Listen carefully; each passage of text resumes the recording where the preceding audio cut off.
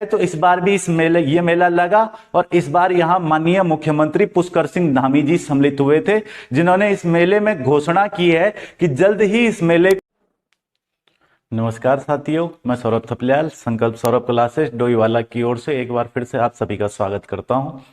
आज Uttarakhand current affair से संबंधित कुछ चीज़ों पर चर्चा करेंगे। उत्तराखंड का करंट अफेयर अभी हाल फिलहाल में कुछ चीज़ें चर्चाओं में रही हैं, ध्यान देना अच्छे तरीके से। अब आगे आने वाले पेपरों में आपके पास ये चीज़ें पूछ ली जा सकती है। जैसे अभी उत्तराखंड सरकार में पर्यटन विकास मंत्री माननीय सतपाल महाराज जी के द्वारा एक योजना की घोषणा की गई है, पर्वतमाला योजना। पर्वतमाला योजना रज्जू मार्ग के विकास से संबंधित योजना है, यानी रोप वे, जिसको हम उड़न खटोला वगैरह अलग अलग नाम से जानते हैं।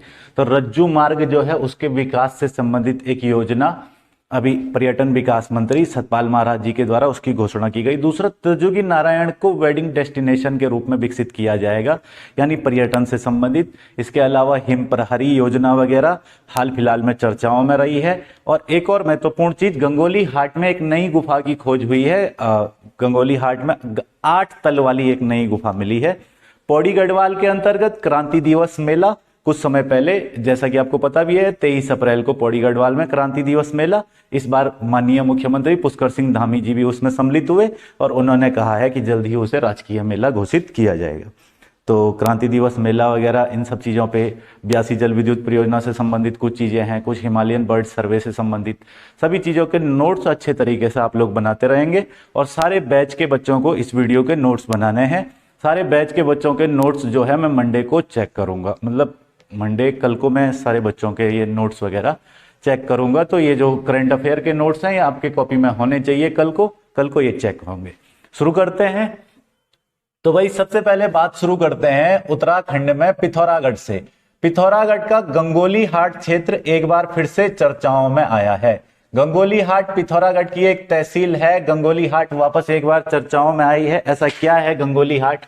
तो गंगोली हाट भाई, यहां पर अभी हाल फिलहाल में 8 तल वाली एक नई गुफा की खोज हुई है। अब यहाँ गंगोली हाट में, वैसे भी जो गंगोली हाट क्षेत्र है ना, तो अपने गुफाओं के कारण ही जाना जाता है।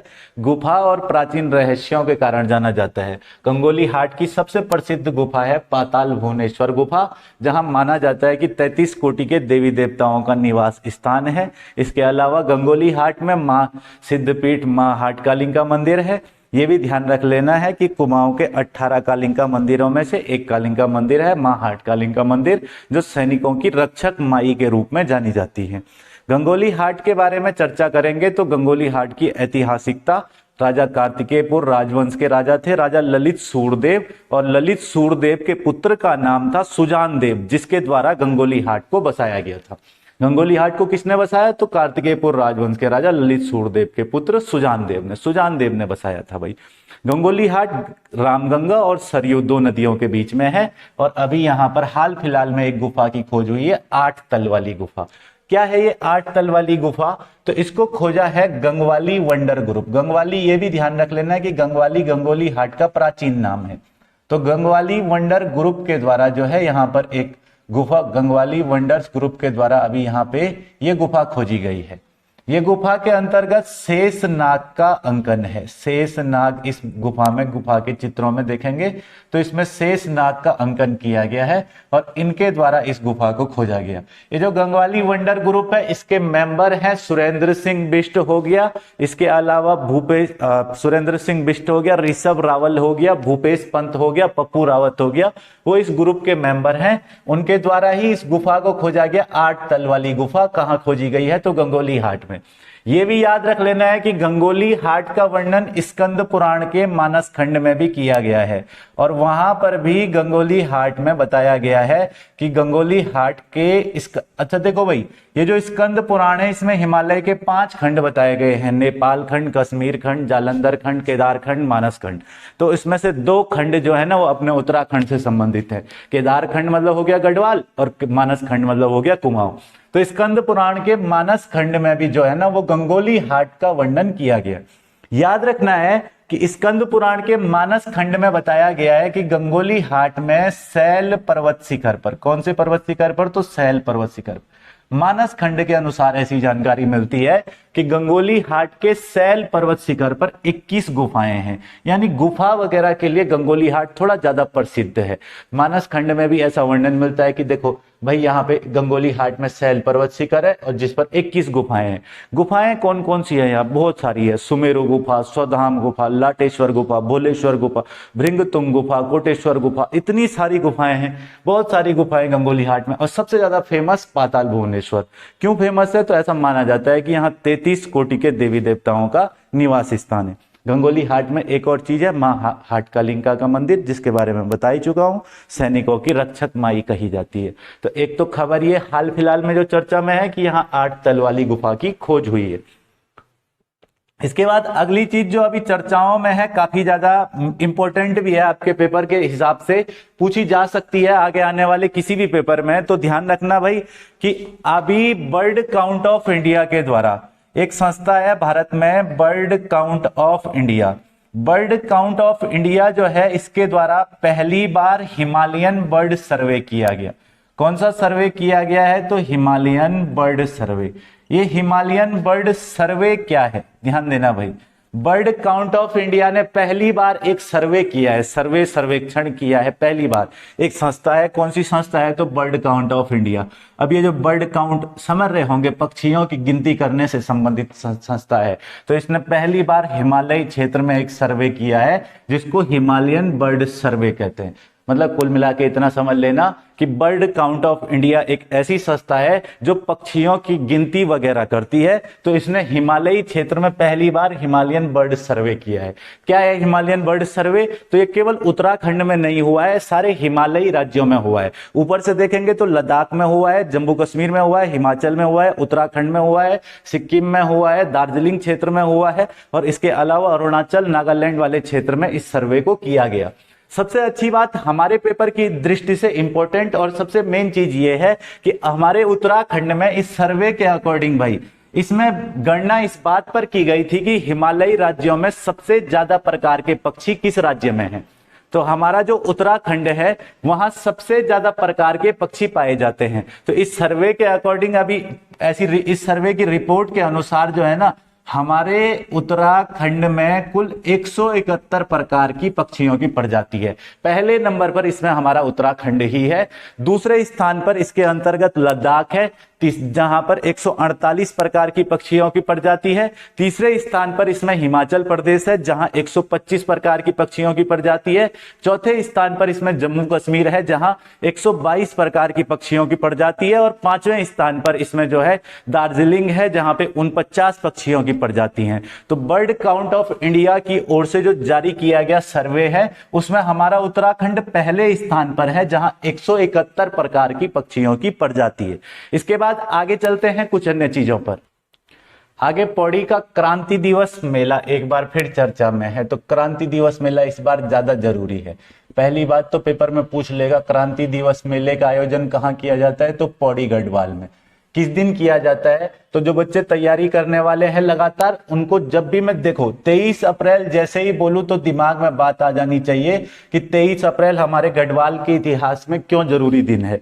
पौड़ी गढ़वाल में एक मेला लगता है, क्रांति दिवस मेला। 23 अप्रैल की तिथि भी बहुत ज्यादा जरूरी है। ऐसा क्या है क्रांति दिवस मेला और इतना जरूरी क्यों है 23 अप्रैल? तो ध्यान देना भाई, 23 अप्रैल 1930 को जब भारत में सविनय अवज्ञा आंदोलन चल रहा था, तो उस समय हमारे उत्तराखंड के एक सैनिक थे जिनका नाम है वीर चंद्र सिंह गढ़वाली। वीर चंद्र सिंह गढ़वाली महान व्यक्तित्व है उत्तराखंड के, और इनके द्वारा जो है इस समय पे एक घटना को अंजाम दिया जाता है जिसको पेशावर कांड कहा गया। 23 अप्रैल 1930 को पेशावर कांड हुआ था। उसी पेशावर कांड की स्मृति में वीर चंद्र सिंह गढ़वाली को याद करते हुए पौड़ी गढ़वाल क्षेत्र में मेला लगता है, क्रांति दिवस मेला। इस बार भी लगा। करंट क्या है, तो इस बार भी ये मेला लगा और इस बार यहां माननीय मुख्यमंत्री पुष्कर सिंह धामी जी सम्मिलित हुए थे, जिन्होंने इस मेले में घोषणा की है कि जल्द ही इस मेले को राजकीय स्तर का मेला घोषित कर दिया जाएगा। राजकीय स्तर का मेला क्या होता है और इससे क्या फायदा होता है, तो देखो, स्थानीय आधार पर लगने वाला कोई भी मेला है, जैसे पहले जौलजीबी का मेला था, जौलजीबी पिथौरागढ़ क्षेत्र में पड़ता है। जौलजीबी का जो मेला था उसकी शुरुआत 1914 में हुई। जब 100 वर्ष पूरे हो गए थे 2014 में, तब उत्तराखंड पर्यटन विकास मंत्रालय के द्वारा उस मेले को राजकीय मेला घोषित कर दिया गया था। ऐसे ही अभी उत्तराखंड के क्षेत्र में जो क्रांति दिवस मेला पौड़ी गढ़वाल में लग रहा है, तो इस समय माननीय मुख्यमंत्री पुष्कर सिंह धामी जी ने कहा है कि इस मेले को भी राजकीय स्तर का मेला घोषित कर दिया जाएगा। वीरचंद्र सिंह गढ़वाली की महत्वता को देखते हुए यह जरूरी भी है और हमें कहीं ना कहीं इस मेले को राजकीय मेला घोषित करना चाहिए। यहां पर पहली बात समझेंगे कि क्रांति दिवस मेला क्यों आयोजित होता है, पेशावर कांड क्या था।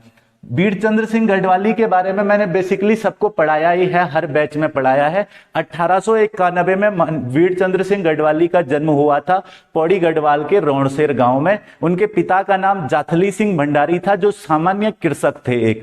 वीरचंद्र सिंह गढ़वाली के बारे में जानकारी मिलती है कि 1914 के अंतर्गत वो सेना में भर्ती हुए और 1918 तक वो हवलदार बन गए थे। वीरचंद्र सिंह गढ़वाली प्रथम विश्व युद्ध में फ्रांस की लड़ाई मोसापोटामिया अलग अलग जगह तैनात रहे। 1923 में भी वो 1930 के दौर में भी वो ब्रिटिश सेना के अंतर्गत हवलदार थे, नायक थे इस सेना के अंतर्गत। तो ध्यान देना भाई, वीरचंद्र सिंह गढ़वाली के नेतृत्व में 2/18 एक गढ़वाल राइफल जो थी, 2/18 गढ़वाल राइफल, इसने 23 अप्रैल 1930 को वीरचंद्र सिंह गढ़वाली वाली ये जो 2/18 गढ़वाल राइफल है, इसने 23 अप्रैल 1930 को निहत्थे अफगान सैनिकों पर गोलियां चलाने से इनकार कर दिया था, कैप्टन रिकेट के आदेश के बावजूद भी। उस समय जो अंग्रेजी कप्तान था उसका नाम था कैप्टन रिकेट। तो कैप्टन रिकेट ने कहा था गढ़वाली 3 राउंड फायर। वीरचंद्र सिंह गढ़वाली ने जोर से आवाज लगाई गढ़वाली सीज फायर, और हम निहत्तों पर वार नहीं करते। तो यह घटना जो है इतिहास में पेशावर कांड के नाम से जानी जाती है और पेशावर कांड का नायक कहा जाता है वीरचंद्र सिंह गढ़वाली को। हालांकि कप्तान का इन्होंने आदेश नहीं माना था, लेकिन इन्होंने कहा था कि हम निहत्तों पर गोली नहीं चलाएंगे। तो बहुत बड़ी बात हमारे लिए ये जो है, वीरचंद्र सिंह गढ़वाली को इसीलिए याद किया जाता है। आज इनकी समाधि कोदिया बगड़ क्षेत्र में बनी हुई है। इनके बारे में ध्यान रख लेना है कि इन्होंने आदेश को नहीं माना, तो 1930 में पेशावर कांड हुआ था 23 अप्रैल को, जिसके बाद इनको गिरफ्तार कर लिया गया। और गिरफ्तार करने के बाद बैरिस्टर मुकुंदी लाल जो थे, उन्होंने इनका मुकदमा लड़ा और 11 वर्ष की लगभग जेल के बाद, 11 वर्ष 3 माह 14 दिन की जेल के बाद 26 सितंबर 1941 को वीरचंद्र सिंह गढ़वाली जेल से रिहा हुए थे। तो देखो भाई, 23 अप्रैल 1930 को बंद हो गए और 26 सितंबर 1941 को रिहा हुए थे। ये तो हमने पढ़ा है, ठीक है भाई। वीरचंद्र सिंह गढ़वाली से संबंधित पेशावर कांड, इसको इतना समझ लेना। 26 सितंबर 1941 को वीरचंद्र सिंह गढ़वाली जेल से रिहा हुए थे।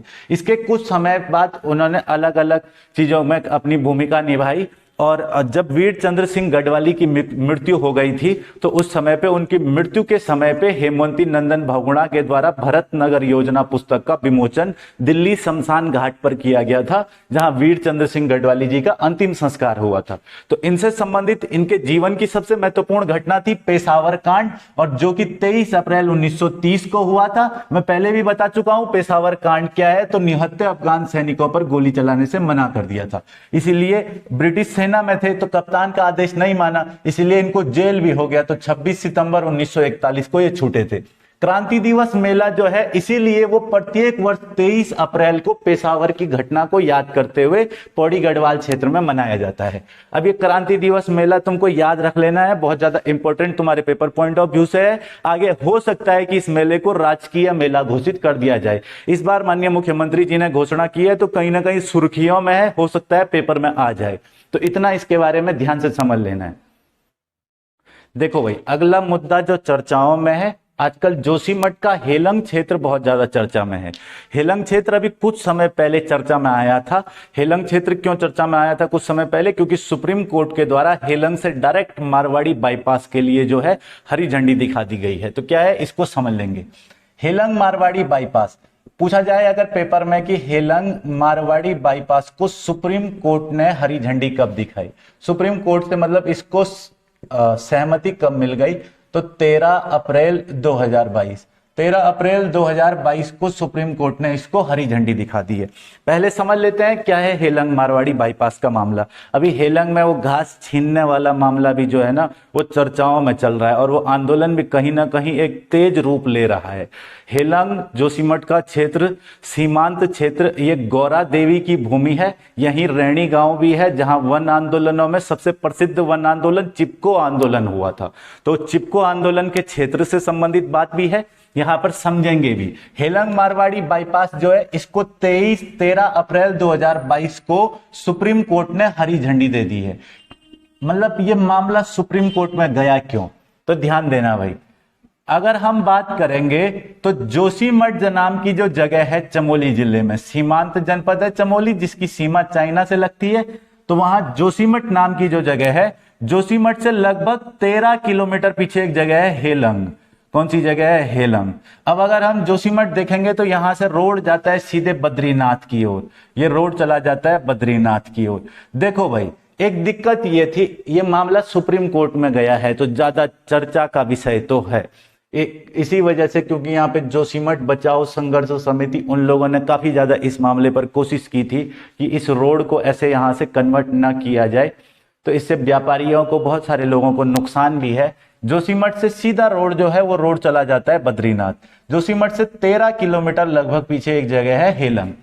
हुआ क्या है अभी कि भाई ऐसा ये जो ऑल वेदर रोड है ना, आपको पता है ऑल वेदर रोड अभी NH7 जो है ना, NH7 उसका विकास किया जा रहा है। इसका नाम पहले NH58 था, याद रख लेना। पूछा जाता था पहले कि बद्रीनाथ किस राष्ट्रीय राजमार्ग पर है, 58, अब नहीं है, अब 7 पर है। ठीक है भाई, तो ये जो राष्ट्रीय राजमार्ग है लंबा राष्ट्रीय राजमार्ग है, सबसे लंबा राष्ट्रीय राजमार्ग है और इसको ऑल वेदर रोड के तहत चौड़ा किया जा रहा है। तो हेलंग नाम की जो जगह है, हेलंग से सीधे बाईपास बना दिया जा रहा है जोशीमठ को छोड़ते हुए, और ये बद्रीनाथ रोड को टच करती है एक जगह मारवाड़ी नाम की जगह पर। यानी जोशीमठ नाम का जो नगर बीच में है, पर्यटक वहां जाएंगे ही नहीं, सीधे हेलंग से मारवाड़ी जाएंगे और वहां से बद्रीनाथ जाएंगे, वापस आएंगे मारवाड़ी, सीधे हेलंग और वापस अपना जहां जहां से आए हैं वहां चमोली से उतर करके नीचे। तो अब पहले क्या होता था, पहले पर्यटक आता था, हेलंग से आगे बढ़ा, जोशीमठ में रुकता था। जोशीमठ में बड़े बड़े रेस्टोरेंट हैं, बड़े बड़े यहाँ पे होटल हैं, बड़ी बड़ी सुविधाएं दी गई हैं। इसीलिए लोगों ने यहाँ पर जो है ना इतना ज्यादा इन्वेस्टमेंट किया है, क्योंकि ये पर्यटन का क्षेत्र था। और जोशीमठ क्षेत्र में जो व्यापारी लोग हैं, जो व्यवसायी लोग हैं, उन सबके द्वारा यहाँ पर काफी ज्यादा इन्वेस्टमेंट करके होटल्स बनाए गए हैं, रेस्टोरेंट बनाए गए हैं, पार्किंग की सुविधा दी गई है। पर समस्या ये थी कि ये जो रूट था ना, ये पूरा 30 किलोमीटर इस हिसाब से लंबा पड़ रहा है और यहां मात्र 5 किलोमीटर के हिसाब से काम हो जा रहा है। तो भाई ऑल वेदर और कोई भी जगह चीज क्या चाहे, कोई भी कंपनी क्या चाहेगी, या सरकार क्या चाहेगी, सरकार यही चाहती है। ऑल वेदर रोड का मेन फंडा यही है कि दूरी को कम करो, मोड़ जो है उनको खत्म करो, यातायात को सफल बनाओ, रास्ते की मतलब जो समय जो इसमें लगता है ट्रेवल में उसको कम किया जाए। तो अब एक बात बताओ, अगर जोशीमठ से जाएंगे तो 30 किलोमीटर जाने में ज्यादा समय लगेगा, अब 5 किलोमीटर जाने में कम समय लगेगा, इसीलिए हेलंग से सीधे मारवाड़ी बाईपास बना दिया गया। हालांकि ये मामला जोशीमठ बचाओ संघर्ष समिति के द्वारा वहां सुप्रीम कोर्ट तक प्रस्तुत कर दिया गया था। अब ऐसा यहाँ पे मेन बात जो है वो जोशीमठ के व्यापारियों से संबंधित है, तो ये मामला भी काफी ज्यादा कंट्रोवर्सी में रहा। NH का नाम याद रख लेना, NH7 इसका नाम अभी है, पहले 58 था। इतना इससे संबंध में ध्यान रख लेना। कब इसको सुप्रीम कोर्ट ने अनुमति दे दी है कि बाईपास बनाया जाएगा, तो अब जोशीमठ वालों को थोड़ा सा यहाँ पे इनकी अर्थव्यवस्था खतरे में है, क्योंकि हेलंग से अब सीधे कहाँ चला जाएगा, मारवाड़ी चला जाएगा, बीच में जोशीमठ छूट जाएगा। तो थोड़ा सा इस चीज की दिक्कत है जोशीमठ को थोड़ा। वैसे यहाँ पर जोशीमठ के लिए एक अच्छी चीज ये हो सकती है कि जोशीमठ के अंतर्गत भाई देखो बेसिकली अपने माध्यम से मैं इतना ही कहना चाहता हूं कि जोशीमठ जरूर जाना चाहिए हर किसी को एक बार, क्योंकि जोशीमठ के अंतर्गत आदिगुरु शंकराचार्य जी के द्वारा स्थापित ज्योतिर्मठ है, जोशीमठ के अंतर्गत कल्प वृक्ष है, जोशीमठ के अंतर्गत आश्रम वगैरह है। तो जोशीमठ अपने आप में एक बहुत बड़ा वहां पे पर्यटन का केंद्र है। वहां पे लोगों को बद्रीनाथ ही केवल एक देखने, बद्रीनाथ तो धाम है, ठीक है, बद्रीनाथ के अलावा भी जोशीमठ में भी काफी सारी चीजें देखने की है। तो आप लोगों से रिक्वेस्ट है, जब भी यहां से जाओगे तो हेलंग से मारवाड़ी भले बद्रीनाथ वगैरह यहां से चले जाइएगा बाईपास से, लेकिन जोशीमठ जरूर घूम के आइएगा। जोशीमठ में नरसिंह मंदिर है जहां भगवान बद्रीनाथ की शीतकाल में पूजा होती है, तो वो आपको जोशीमठ में ही मिलेगा, वो आपको इस रूट पर नहीं मिलेगा, बाईपास वाले रूट पर। इसके अलावा आगे चर्चा करते हैं। तो अगली चीज आगे चर्चाओं में है हिम प्रहरी योजना। हिम प्रहरी योजना क्या है, थोड़ा सा इस पर ध्यान देंगे। हिम प्रहरी योजना, हिम प्रहरी योजना का संबंध जो है वो 3 जनपदों से है। कितने जनपदों से है, तो 3 जनपदों से। अभी माननीय मुख्यमंत्री पुष्कर सिंह धामी जी ने 5 अप्रैल 2022 को दिल्ली में केंद्रीय गृह मंत्री अमित शाह जी के साथ और माननीय प्रधानमंत्री नरेंद्र मोदी जी के साथ इस मामले पर एक शिष्टाचार भेंट की थी। तो दिल्ली के अंतर्गत हिम प्रहरी योजना पर चर्चा की गई। क्या है हिम प्रहरी योजना? उत्तराखंड सरकार का कहना है कि अपने जो 3 जनपद है ना, सबसे ऊपर वाले तीनों जनपद देखेंगे तो सबसे इधर आ जाता है पिथौरागढ़, इसके बाद इधर आ जाता है चमोली, इसके बाद इधर आ जाता है उत्तरकाशी। ये जो हमारे तीनों ट्रांस हिमालय क्षेत्र के जनपद हैं, तीनों के तीनों बॉर्डर बनाते हैं चाइना से, तीनों के तीनों बॉर्डर बनाते हैं चाइना से। पिथौरागढ़ तो नेपाल से भी बनाता है, पिथौरागढ़ 2 इंटरनेशनल बॉर्डर बनाता है। बाकी अपना जो उत्तरकाशी और चमोली है ये सीमा बनाता है चाइना से। तो अभी हिम प्रहरी योजना के तहत माननीय मुख्यमंत्री जी के द्वारा ऐसा आश्वासन दिया गया है कि भाई इन जनपदों में जो है ना थोड़ा सा सुख सुविधाओं का अभाव है, पहाड़ों में शहरों की अपेक्षा जीवन थोड़ा कठिन तो है। तो कहा गया है कि भाई देखो, जैसे चमोली का क्षेत्र है, उत्तरकाशी का क्षेत्र है, पिथौरागढ़ का क्षेत्र है, यहाँ बहुत तेजी से पलायन हो रहा है और पहाड़ एकदम खाली होते हुए आ रहे हैं। उत्तराखंड के सामने वर्तमान परिप्रेक्ष्य में 2 बहुत बड़ी समस्याएं हैं। एक तो देवीय आपदाएं, जो उत्तराखंड में आने वाली आपदाएं हैं, ये उत्तराखंड के लिए एक बहुत बड़ी समस्या है। और दूसरी सबसे बड़ी समस्या उत्तराखंड सरकार के लिए अभी ये है कि पलायन को कैसे रोका जाए, क्योंकि गांव के गांव खाली हो रहे हैं, उत्तराखंड खोखला होता जा रहा है। हम बड़ी बड़ी रोडें तो बना रहे हैं शहर से और गांव की ओर जाने के लिए, लेकिन गांव तक रोड जब चले गई है, जब रोड जा रही है गांव में, जब पूरा गांव खाली हो चुका है। तो अभी जैसे हम लोग भी देखो भाई, गांव के खाली होने, पलायन के पीछे जो है ना बहुत सारे कारण हैं। कारण पलायन के पीछे सबसे बड़ा कारण है कि स्थानीय आधार पर रोजगार न मिलना। जैसे कि मैं भी चमोली जनपद से संबंधित हूं, लेकिन मैं अपने लिए हम लोग भी पलायन करके कहाँ आ चुके हैं, देहरादून, सभी लोग आ चुके हैं, हम क्या आ गए, सभी आ गए हैं, ठीक है भाई। तो पलायन यहाँ पर ऐसा इसलिए मजबूरी है क्योंकि आना, चमोली में मैं क्या करूंगा, गांव में कोचिंग चलाऊंगा, कोई गांव में आएगा नहीं पढ़ने के लिए। अब आएगा भी गांव में पढ़ने के लिए तो गांव में वो चीज चलेगी, होगा ही नहीं, इतना मैनेज ही नहीं हो पाएगा। पहले बात तो गांव में अगर कोई कर भी लेता है तो फिर उससे भी दिक्कत होने लग जाती है, तो इस वजह से ठीक नहीं है। यहाँ पे चमोली वगैरह में बहुत ज्यादा पलायन बहुत ज्यादा है, पिथौरागढ़ में भी पलायन बहुत ज्यादा है, उत्तरकाशी में भी पलायन बहुत ज्यादा है। ये पलायन को रोकने के लिए ही सरकार हिम प्रहरी योजना ला रही है। ये हिम प्रहरी योजना से क्या होगा, तो सरकार एक दल बनाएगी, हिम प्रहरी दल। और ये हिम प्रहरी दल किस किस की मदद से बनेगा, तो ये बनेगा आईटीबीपी और एसएसबी की मदद से। आईटीबीपी और SSB, Indo Tibetan border police, ठीक है, और दूसरा एसएसबी, सशस्त्र सीमा बल। इन 2 बलों के द्वारा, पैरामिलिट्री फोर्सेस की मदद से सरकार एक दल बनाएगी, हिम प्रहरी दल। और इसमें कुल खर्चा जो है इस योजना में लगभग अनुमानित खर्चा है 5,45,00,000 का। तो इसीलिए माननीय मुख्यमंत्री पुष्कर सिंह धामी जी ने कहा कि भाई उत्तराखंड के अंतर्गत हमको पलायन रोकना है और इसके लिए हमको केंद्र सरकार से अनुदान चाहिए। यानी ये जो खर्चा आएगा इस योजना में, वो खर्चे में केंद्र सरकार की भी भूमिका हो। थोड़ा माननीय मोदी जी उत्तराखंड की तरफ को भी ध्यान दें। तो इसीलिए उन्होंने जो है हिम प्रहरी योजना को लेकर के माननीय प्रधानमंत्री जी और गृह मंत्री जी से बात की थी। इसके अलावा ये सारी चीजों के बाद हम चर्चा करते हैं। तो दिल्ली के अंतर्गत अभी कुछ समय पूर्व हमने देखा कि गणरत्न नरेंद्र सिंह नेगी जो है, नरेंद्र सिंह नेगी को दिल्ली में सम्मानित किया गया। अभी फिलहाल इनसे संबंधित ये चीज भी हमको पढ़ लेनी है। तो पहले इतनी चीजों पर ध्यान देंगे, इसके बाद आगे नरेंद्र सिंह नेगी जी को 9 अप्रैल 2022 को 9 अप्रैल 2022 को एक और सम्मान से सम्मानित किया गया। वो सम्मान संगीत नाटक अकादमी अवार्ड। अभी हाल फिलहाल में नरेंद्र सिंह नेगी जी को संगीत नाटक अकादमी पुरस्कार मिला। तो इस पेपर में पूछा जा सकता है कब मिला, तो 9 अप्रैल 2022 को। संगीत नाटक अकादमी पुरस्कार किसको दिया गया, तो नरेंद्र सिंह नेगी को। किसको दिया गया, तो नरेंद्र सिंह नेगी को। नरेंद्र सिंह नेगी गढ़ गौरव सम्मान इनको प्राप्त है। गढ़ रत्न के नाम से हम इनको जानते हैं। गढ़वाली गीत माला में इनका योगदान देखते हुए इनको संगीत नाटक अकादमी सम्मान दिया गया है। गढ़वाली के एक बहुत अच्छे गायक हैं नरेंद्र सिंह नेगी। अभी हाल फिलहाल में भी उनके कुछ गाने आए हैं जिन्होंने गढ़वाल की संस्कृति को बचा करके रखा है, वरना ठुमका जैसे कुछ गीतों ने तो डुबा ही दिया था। वो भोजपुरी ही बनाने वाले थे पूरा।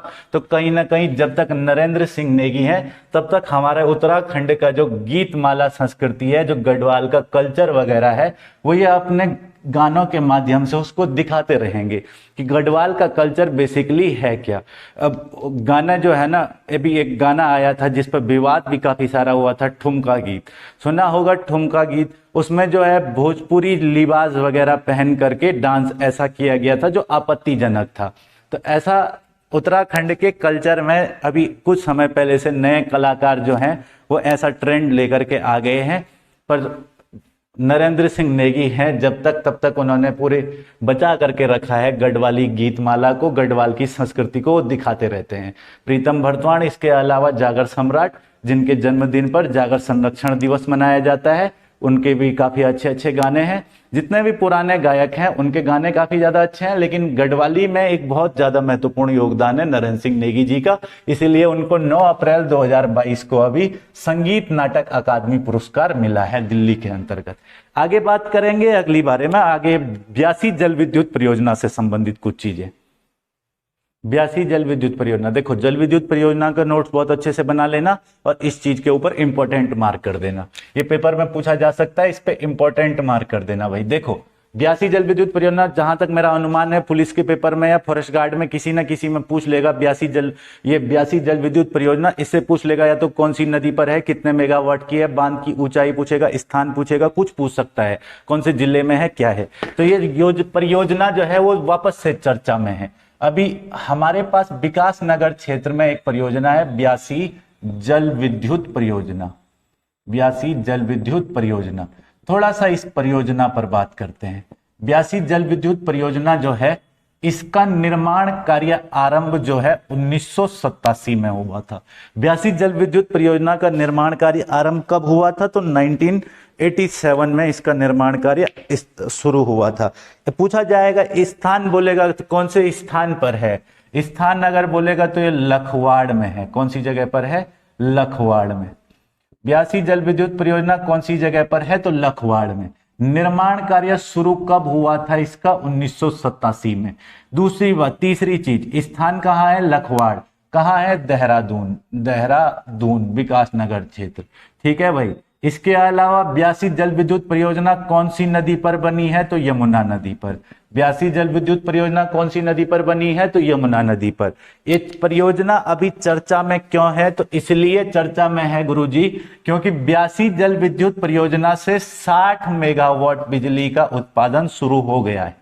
कितने मेगावाट बिजली का उत्पादन शुरू हो गया, तो 60 मेगावाट का। उत्तराखंड जल विद्युत निगम, इसका पूछा जाएगा तुम्हारे पास कि ये जो बांध है जो ब्यासी में डैम बनाया गया है, लखवाड़ में जो डैम बनाया गया यमुना नदी पर बिजली के उत्पादन के लिए, ये इसका स्वामित्व किस विभाग के पास है, तो याद रखना है ब्यासी जल विद्युत परियोजना का स्वामित्व उत्तराखंड जल विद्युत निगम के पास है। उत्तराखंड जल विद्युत निगम के उच्च अधिकारियों ने बताया है कि भाई यहाँ 60 मेगावाट बिजली का उत्पादन शुरू हो गया है, जो कहीं ना कहीं प्रदेश में बिजली की कमी को पूरा करेगा। कैसे? तो पीक आवर्स में, पीक आवर्स किसे कहते हैं? सुबह और शाम के जो सबसे व्यस्ततम घंटे होते हैं उनको हम पीक आवर कहते हैं। तो पीक आवर में जहां अब तक 900 मेगावाट बिजली मिल रही थी, 900 पीक आवर बिजली अपने को मिल रही थी, अब वो 960 मिलेगी। तो यानी 82 जल विद्युत परियोजना से हमारे पास 60 मेगावाट विद्युत जो है वो उत्पादन अभी हाल फिलहाल में शुरू हो गया है। हमारे पेपर पॉइंट ऑफ व्यू से ये चीजें बहुत ज्यादा महत्वपूर्ण। मैंने यहां पर जितनी बेसिक चीजें हैं वो बता दी। देखो 82 जल विद्युत परियोजना कब, मतलब इसके बांध का निर्माण कार्य कब शुरू हुआ? तो 1987। स्थान कौन सी जगह है? तो लखवाड़, देहरादून। इस पर स्वामित्व किसका है? तो उत्तराखंड जल विद्युत निगम। कौन सी नदी पर बनी है? तो यमुना नदी पर। मेगावाट अभी यहाँ पे हाल फिलहाल में करंट से संबंधित क्या चीज है? तो याद रखना है, हाल ही में यहाँ पर 60 मेगावाट बिजली का उत्पादन शुरू हो गया है। तो अभी इसके बारे में इतना याद रख लेना। हाँ, एक और चीज पूछ सकता है, या तो यहां से पूछेगा कि बांध की ऊंचाई कितनी है, तो इसकी ऊंचाई मीटर में बोलेंगे तो 204 मीटर हो जाएगी, और अगर इसकी ऊंचाई फीट में बोलेंगे तो 669 फीट इसकी ऊंचाई हो जाएगी। तो ये बांध की ऊंचाई वगैरह याद रख लेना, कभी हो सकता है कि पेपर में पूछ ले, आयोग का भरोसा वैसे ही नहीं है। तो इसके बारे में बेसिक बात इतना पता होना चाहिए, इंपॉर्टेंट है। इसके ऊपर इंपॉर्टेंट मार्क करके अच्छे से इसका नोट्स बना लेना।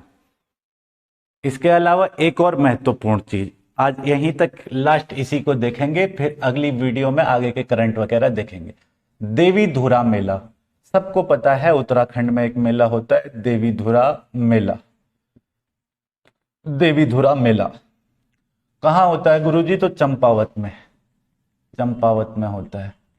चंपावत में पाटी तहसील में। कौन सी तहसील में? तो पाटी तहसील में। चंपावत के पाटी तहसील में लगता है मेला देवी धुरा मेला। ये देवी धुरा मेला क्यों खास है? ये देवी धुरा मेला क्यों खास है? तो ध्यान देना, इसलिए खास है देवी धुरा मेला कि ये देवी धुरा मेले में माना जाता है, ये मेला पूछा गया पहली बात तो, अच्छा उस चीज को बाद में देखेंगे, पहले बोलेगा कौन से मंदिर में लगता है। तो ये मेला लगता है वाराही देवी के मंदिर में। बहुत अच्छे तरीके से बताया है कि इसमें 4 खाम के लोग होते हैं जो एक दूसरे पर पत्थरबाजी करते हैं। ये वाराही देवी मंदिर में लगता है। वाराही देवी मंदिर कहाँ स्थित है? तो देवी धुरा चंपावत। कौन सी तहसील में पड़ेगा? तो पाटी तहसील में। ऐसा माना जाता है कि महाभारत काल में यहाँ पांडवों ने पत्थर गिराए थे, तो उस मान्यता से संबंधित ये मेला है, जिस मेले में पत्थरों का युद्ध होता है, पत्थरों की लड़ाई होती है। बोलेगा मेला किस दिन लगता है? मेला किस दिन लगता है? तो ये मेला लगता है रक्षाबंधन के दिन। किस दिन लगता है? तो रक्षाबंधन के दिन। इस मेले का आयोजन किस दिन होता है? तो रक्षाबंधन के दिन इस मेले का आयोजन होता है। अभी रक्षाबंधन आने वाला है तो लगेगा कौन सा मेला? देवी धुरा का मेला। किस दिन लगता है? तो रक्षाबंधन के दिन लगता है। जबकि इस मेले का दूसरा नाम है बग्वाल मेला। इसी मेले का दूसरा नाम है बग्वाल मेला। ये मेला लगता रक्षाबंधन के दिन है, ऐसा मत समझना कि बग्वाली के दिन लगेगा। बग्वाली मतलब होता है दीपावली, गढ़वाली में दीपावली को बग्वाली कहा जाता है। तो लगता रक्षाबंधन के दिन है, इसका दूसरा नाम जो है ना वो बग्वाल मेला हो जाए। दूसरा नाम क्या है? बग्वाल मेला। तो गुरुजी ये तो हमको पता है, लेकिन ये अभी चर्चा में क्यों है? चर्चा में इसलिए है क्योंकि 11 जुलाई 2022 को 11 जुलाई 2022 को माननीय मुख्यमंत्री पुष्कर सिंह धामी जी के द्वारा इस मेले को राजकीय मेला घोषित कर दिया गया है। कैसा मेला घोषित कर दिया? तो राजकीय मेला घोषित कर दिया है। इस मेले को 11 जुलाई 2022 को माननीय मुख्यमंत्री पुष्कर सिंह धामी जी के द्वारा राजकीय मेला घोषित कर दिया गया है। और चीज, ये जो राजकीय मेला, इस मेले से संबंधित एक बात का और ध्यान रख लेना। इस मेले से रिलेटेड एक पुस्तक है मैन ईटर इन कुमाऊं। मैन ईटर इन कुमाऊं इसी मेले से संबंधित है।